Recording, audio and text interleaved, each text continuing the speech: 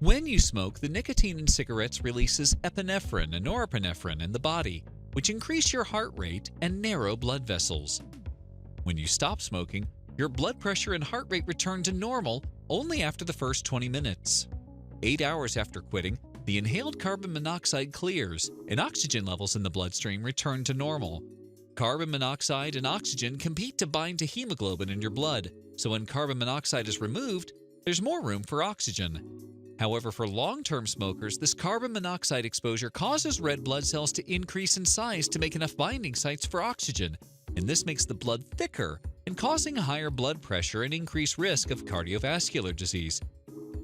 Coughing is a way of clearing out all the toxins from the lungs. And the risk of developing heart diseases decreases within 24 hours. After 48 hours, when nicotine and its metabolites are eliminated from your body, damaged nerve endings begin to repair themselves. And also, food tastes better, although long-term smokers may often have irreversibly damaged taste buds. After 72-hour mark, nicotine withdrawal is associated with headaches, nausea, cramps, and anxiety and depression.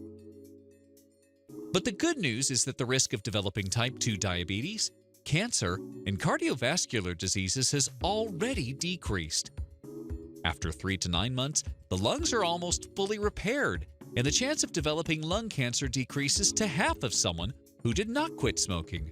And in 15 years' time, the risk of heart attack decreases to the same as someone who has never smoked.